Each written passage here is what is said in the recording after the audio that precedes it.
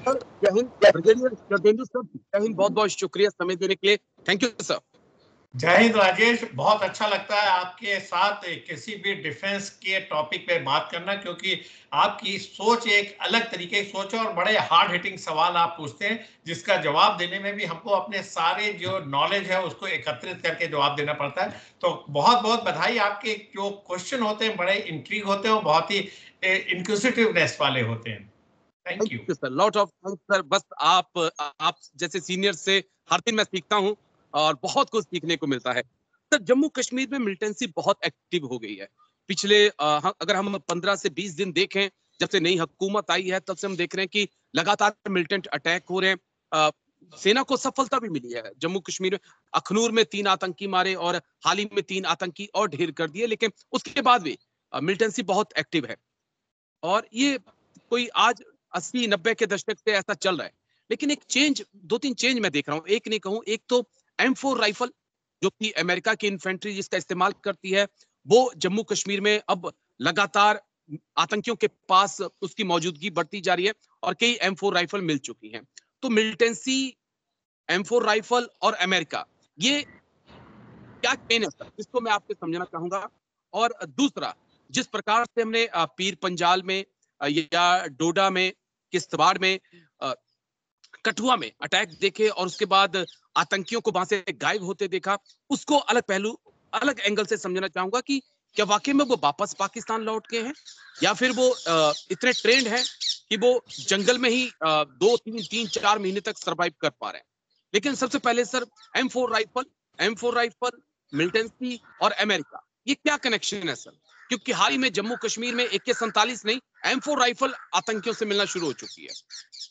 देखिए, सबसे पहले मैं आपके M4 राइफल के जो इंक्विजिटिवनेस है वो खत्म करता हूं। देखिए, M4 राइफल का इस्तेमाल सबसे पहले अमेरिका ने अफगानिस्तान में किया था। जब अमेरिकन ट्रूप्स अफगानिस्तान में थे तो ये हथियार वहां पे उनके सोल्जर्स इस्तेमाल किया करते थे और इसके तहत उन्होंने, ये बड़ा स्टेट ऑफ आर्ट इक्विपमेंट है, 1980 में तकरीबन इसको लॉन्च किया गया था। और इसके बाद जब अमेरिका वहां से विड्रॉ करके गया तो उन्होंने तमाम तरीके के हथियार वहां छोड़ गए थे, क्योंकि वो कॉस्ट इफेक्टिव नहीं था वापस ले जाना। तो उसमें जिसमें भी छोटी मोटी रोक थी या वो जो बैटल वर्दी नहीं थे उसको उन्होंने वहां पे छोड़ा। अल्टीमेटली ये हथियार पड़े हाथ में तालिबान के।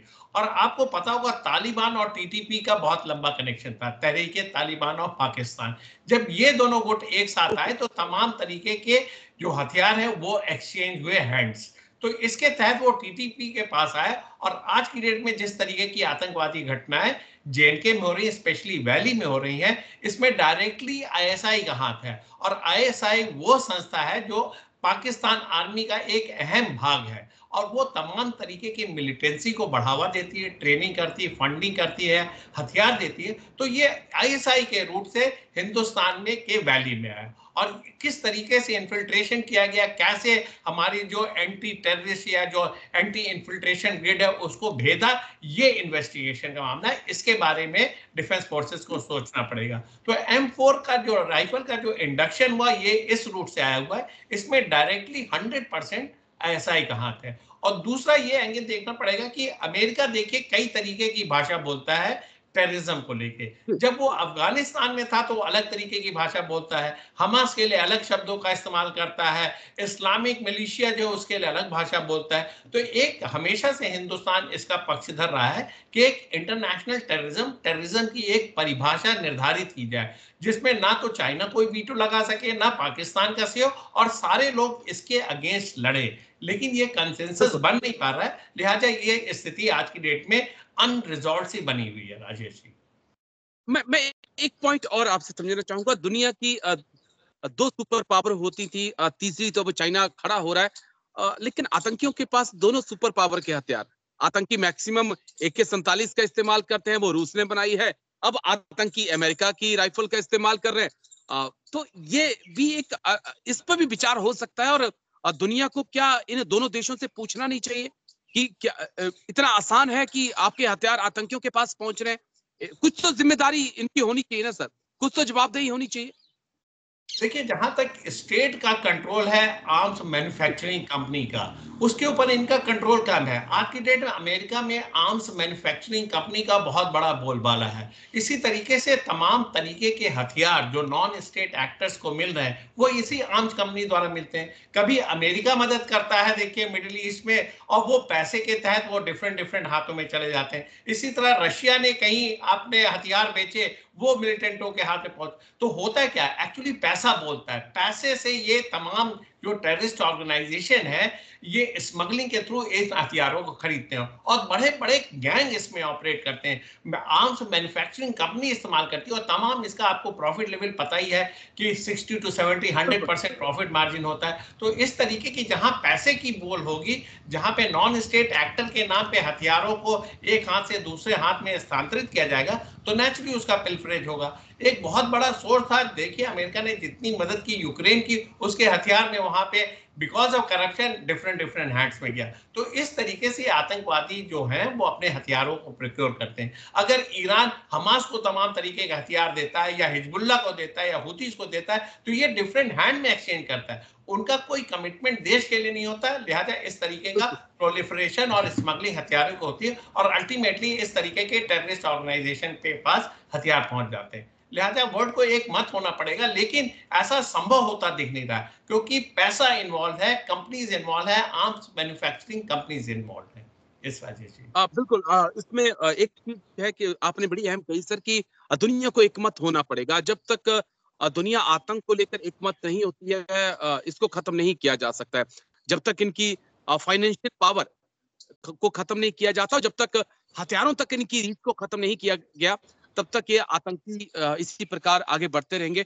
दो तीन पॉइंट और जो मैं सर आपसे समझना चाहता हूँ कि हाल ही में हमने देखा जम्मू कश्मीर में आफ्टर इलेक्शन जब से उमर अब्दुल्ला सीएम के तौर पे लौटे हैं आतंकी घटनाएं बहुत ज्यादा बढ़ गई हैं। फारूक अब्दुल्ला जो कि उनके पिता हैं वो तो ये भी कह रहे हैं कि गवर्नमेंट को अस्थिर करने के लिए जो है कुछ एजेंसियां लगातार जम्मू कश्मीर में काम कर रही हैं। ऐसा क्या हो सकता है कि इलेक्शन से पहले एकदम शांति थी और इलेक्शन के बाद एकदम से आतंकी अटैक होना शुरू हो गए? तो क्या देख रहे हैं सर इसके पीछे कारण आप? हरीश जी, इसको मैं दो तरीके से हैंडल करूंगा। एक तो मिलिट्री पॉइंट ऑफ व्यू से हैंडल करूंगा और दूसरा मैं बोलूंगा कि किस तरीके का पॉलिटिकल एनवायरनमेंट वहां पे है और कौन इसके लिए जिम्मेदार है। सबसे पहले देखिए, मिलिट्री जब भी इस तरीके का ऑपरेशन करते हैं, जब मिलिट्री मैं बोलता हूं तो उसमें सारे सिक्योरिटी फोर्सेज मान लीजिए इन्वॉल्व हैं, तो उनको आपको पॉलिटिकल स्टेटमेंट से अपने आप को इंसुलेट करना पड़ेगा।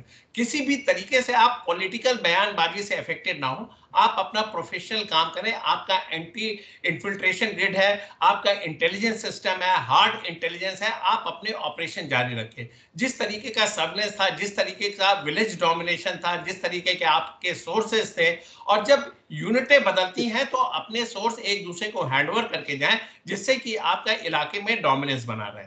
और एक आज की डेट में चीजें उभर के आ रही कि जो मिलिट्री लीडरशिप है कहीं ना कहीं पॉलिटिकल बयानबाजी से अफेक्टेड होती चली जा रही है। जब आप मीडिया में 24 घंटे ये दिखाते हैं कि हमने आतंकवादी घटनाएं खत्म कर दी, या वैली बिल्कुल नॉर्मल हो गया, डेवलपमेंट हो गया, तो एक तरीके के सिक्योरिटी फोर्सेस में कॉम्प्लिसेंसी सेट होती है। लेकिन आर्मी को, अपने जवानों को, सिक्योरिटी फोर्सेस को, अपने लोअर कमांडर को यह बताना पड़ेगा कि आपको गार्ड डाउन करने की जरूरत नहीं है। आप अपना सर्विलेंस बना करके इंटेलिजेंस नेटवर्क रखें और सिचुएशन कभी भी बदल सकती है। इसके लिए सिक्योरिटी फोर्सेस को तैयार रहना चाहिए। तो मेरा मानना है कि मिलिट्री लीडरशिप को अपने को इंसुलेट करना चाहिए पॉलिटिकल स्टेटमेंट से। अब आते हैं दूसरे इशू पे, पॉलिटिकल इशू पे। देखिए, पॉलिटिकल इशू जब इलेक्शन होते हैं तो आप बड़े तरह तरह के बयान देते हैं।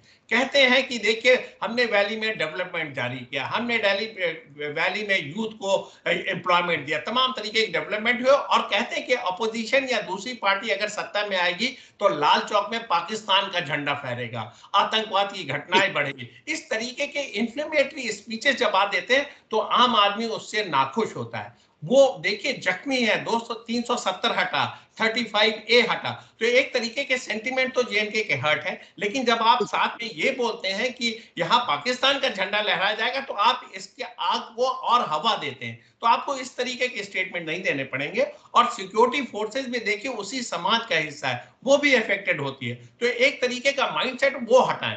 सबसे अच्छा तरीका है, देखिए आज की डेट में अगर वैली में आप शांति चाहते हैं तो आप ये नहीं कह सकते कि south of Punjab terrorist activity ज्यादा हो रही है और वैली शांत है, या south of Pir Panjal south है और वैली में अनरेस्ट है। सारा इलाका एक ही है। पाकिस्तान जो मदद करता है आईएसआई, जिसके तहत वो एलएनटी के टेररिस्ट को, लश्कर तौयबा के टेररिस्ट को हिंदुस्तान भेजता, आतंकवादी घटनाएं कराता है, उसको आपको चेक करना पड़ेगा। लिहाजा आप अपने ऑपरेशन चलाइए और इस तरीके के बयानों से बचिए। देखिए वस्तुस्थिति वही है, वही लेफ्टिनेंट गवर्नर है, वही पॉलिटिकल पार्टी है। अभी भी जो जेएनके है यूनियन टेरिटरी बना हुआ है, law and order lieutenant governor के ही पास है। तो लिहाजा ऐसी क्या चीजें हो गई कि टेररिस्ट एक्टिविटी बढ़ गई?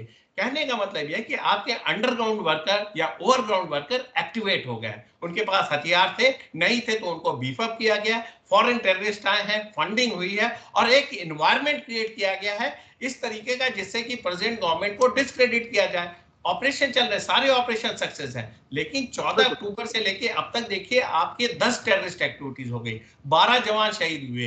तो इस तरीके की जब एक्टिविटी होती है तो एक गलत मैसेज आता है। मैसेज एक ही है, सिक्योरिटी फोर्सेस को अपने को इंसुलेट करना पड़ेगा। वो नहीं कह सकते कि लेफ्टिनेंट गवर्नर बहुत इफेक्टिव है, चीफ मिनिस्टर इफेक्टिव नहीं है, या चीफ मिनिस्टर इफेक्टिव है, लेफ्टिनेंट गवर्नर इफेक्टिव है। आप अपना काम करिए, आपका पॉलिटिकल लिंक से कुछ लेना देना नहीं है। यस वो सोल्जर्स का काम नहीं होता है कि कौन अच्छा है कौन नहीं अच्छा। सोल्जर्स का काम है अपनी ड्यूटीज को अंजाम देना, जो ऑर्डर मिला है उसको पूरा करना। बस एक आखिरी पॉइंट मैं समझना चाहूंगा सर आपसे, क्योंकि अब पिछले 6 महीनों में हमने डोडा, किश्तवाड़, रियासी, कठुआ, इस बेल्ट में काफी हमले देखे। उसके बाद ऐसी खबरें भी सामने आई हैं कि पाकिस्तान की एसओजी की एक पूरी कंपनी आ चुकी है, खूब हल्ला हुआ। उसके बाद भारत की स्पेशल फोर्सेस वहां पे पहुंची, एक अतिरिक्त ब्रिगेड पहुंचा गया, सीएपीएफ की कुछ बटालियंस को वहां पर पहुंचाया गया। लेकिन लंबे सर्च ऑपरेशन के बाद भी वहां पर कुछ खास मिला नहीं, हाथ नहीं लगा। तो क्या ये जो जो मूवमेंट इतना आसान है जम्मू कश्मीर में कि आप डोडा में अटैक करिए 3-4 और उसके बाद आप पीओके में पहुंच जाइए? एक लंबा डिस्टेंस पड़ जाता है सर, 250-300 किलोमीटर का डिस्टेंस पड़ जाता है। तो इसके बारे में भी सोचने की जरूरत है भारत को या सिक्योरिटी फोर्सेस को?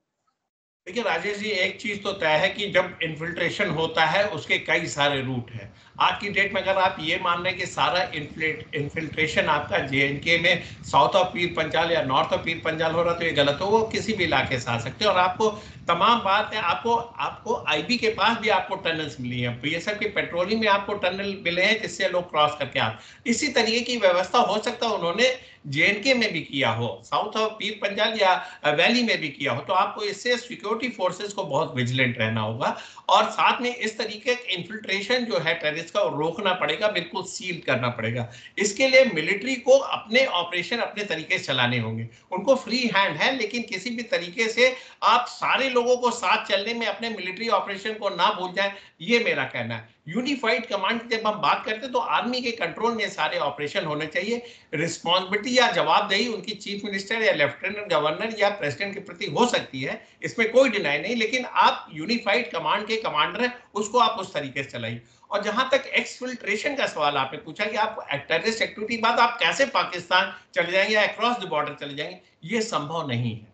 देखिए ज्यादातर टेररिस्ट एलिमिनेट कर दिए जाते हैं, एक दो रहते हैं वो मेल्ट अवे करके नॉर्मल पॉपुलेशन चले जाते हैं। लिहाजा आपको उस पॉपुलेशन को अपने साथ लाना होगा। आपको तमाम तरीके के सिविक एक्शन, अपना पेनिट्रेशन सिविल सोसाइटी में बढ़ाना पड़ेगा। आर्मी को पता है उसने किस तरीके से काम करना, उसके कौन से एजेंट है, कौन से सोर्सेज हैं, और उनको आइडेंटिफाई करें, सस्पेक्ट को अंडर सर्विलेंस रखें और उसको ऐसा सोर्स डेवलप करें कि वो आपकी मुखबिरी करे रादर देन पाकिस्तान के लिए काम करने के लिए। तो इस तरीके का एक माहौल क्रिएट करना पड़ेगा। हमको सब पता है हम क्या कर सकते हैं। देखिए तभी देखिए श्रीनगर के ऑपरेशन हो, चाहे गंदरबल के हो, चाहे आपके डोडा के हो, सारे ऑपरेशन सक्सेसफुल होते हैं। टाइम इसलिए लगता है कि हम कोलैटरल डैमेज नहीं करना चाहते। नहीं तो आपने देखा होगा इजराइल आर्मी कैसे करती है काम। एक हमास का है लड़ाका, उसका पूरा बिल्डिंग उड़ा दिया, खत्म हो गई बात। हिंदुस्तान आर्मी ऐसे नहीं काम करती। हम देखिए डोर टू डोर सर्च करते हैं, तमाम तरीके का सर्वेलेंस करते हैं, कोलैटरल डैमेज हटाते हैं। तो एक्सफिल्ट्रेशन की तो बात रूल आउट है। पहली चीज तो हम न्यूट्रलाइज करते हैं और आज की डेट में सर्च एंड किल ऑपरेशन चल रहा है। आप सर्च करिए और टेररिस्ट को एलिमिनेट कर दीजिए। और इस तरीके के अगर आप लगातार ऑपरेशन चलाते हैं तो डेफिनेटली जेएनके के इश्यू जो वैली में आज की डेट में चल रहे हैं वो कंट्रोल हो जाएंगे। आप देखेंगे सारे बड़े लो लेवल के ऑपरेशन हैं, बहुत मैसिव बिल्कुल ऑपरेशन, पुलवामा टाइप नहीं कि इतने केजी आरडीएक्स आ गया और ब्लास्ट हो गया, 40 लोग गए। एक एक दो दो छोटा अनट्रेन टाइप जो टेररिस्ट हैं, जो हो सकता है पॉपुलेशन के सपोर्ट से ये भी उमड़ के तो आए हो, वो ऑपरेशन कर रहे हैं, तो उनको एलिमिनेट बिल्कुल सर। आसानी से हम कर ले रहे हैं। लेकिन ये भी तो मिलिटेंट का, आईएसआई का या पाकिस्तान की रणनीति का हिस्सा हो सकता है कि आप हल्की हल्की बाइट में चोट दीजिए, हल्की हल्की चोट दीजिए, आप एक साथ बड़ी चोट मत दीजिए, ताकि आप 2 जवान, कभी 4 जवान, कभी 5 जवान एक साथ में हमारे शहीद हुए, और हमने देखा है तो उतना बड़ा रिस्पांस भारत का नहीं होगा। अगर आप 40 एक साथ में जिस प्रकार से पुलवामा में देखा तो रिस्पांस उसका हुआ, तो क्या उस लिहाज से भी तो चीजों को देखा जा सकता है सर, कि उन्होंने अपनी पॉलिसी बदल दी है कि 2 से 3, 3 से 4 मैक्सिमम हम इस हिसाब से टारगेट करें सर। देखिए, पाकिस्तान का आज की डेट में जो टेररिस्ट को जो ट्रेन कर रहे हैं, इन्फिल्ट्रेट करके हिंदुस्तान भेज रहे हैं, इसमें संख्या में बहुत कमी आई है। जब आपकी स्ट्रेंथ कमी हो जाती है तो आप ऐसे ही छोटे ग्रुप में ऑपरेट करेंगे। आप इतना बड़ा आरडीएक्स का जखीरा अक्रॉस नहीं डाल सकते, इतने बड़े हथियारों को अक्रॉस नहीं भेज सकते, तो 1s and 2s में आप निकालते हैं और छोटे ऑपरेशन करते हैं। लेकिन अगर पाकिस्तान अपनी कोई टैक्टिक्स लगाता है या आईएसआई, तो हिंदुस्तान में भी उतनी वाइब्रेंट लीडरशिप है, उतने ही हम एंटी इंसर्जेंसी ऑपरेशन करने में चैंपियन है, तो हम उसको काउंटर कर रहे हैं और तमाम तरीके के टेररिस्ट एलिमिनेट हो रहे हैं। ये जो ट्रांजिशन का फेज है राजेश जी, ये सबसे डेंजरस होता है। लोगों को पता नहीं होता और मिलिटेंसी सोचते कि उनके लिए वाहवाही की सिचुएशन है, लेकिन अब जैसे जैसे दिन बढ़ेंगे ऑपरेशन और एग्रेसिव होंगे और आर्मी को एक बार फिर से अपने लुक इनटू विद इन करना पड़ेगा, लीडरशिप को फिर से देखना पड़ेगा। अपने आप को पॉलिटिकल गिमिक से आप इंसुलेट रखिए, मीडिया के ग्लेयर से दूर जाइए और अपने ऑपरेशन करके मिलिटेंट को नेस्तनाबूद करिए, न्यूट्रलाइज करिए, तब आप सक्सेसफुल होंगे और तभी वहां पे नॉर्मलसी आएगी। अभी तक जो हो रहा था, मेरा मानना है कि सारे लोग वही थे, सारी चीजों को पुट अंडर द कारपेट जा रहा था, कारपेट के अंदर दबा दिया गया, तो चीजें उभर के सामने नहीं आ रही। अब एक तरीके की सिविल गवर्नमेंट अगर वहां आती है और जब स्टेटहुड रिस्टोर हो जाता है, तब आप देखेंगे चीजें कैसे आते हैं। लेकिन आज की डेट में ऐसी सिचुएशन है नहीं। मेरा मानना है कि अगले 10-15 दिन में, महीने भर के अंदर में इसको कंट्रोल कर लिया जाएगा। चलिए, ऐसी हम भी उम्मीद करते हैं और जल्दी जम्मू कश्मीर के हालात ठीक होंगे। लेकिन बहुत बहुत शुक्रिया ब्रिगेडियर शरदेंदु सर, आप आए और इतनी आप बारीकी से आपने तमाम बातें रखी। थैंक यू सर, जय Hind. Thank you sir. Thank you Rajesh, जय हिंद।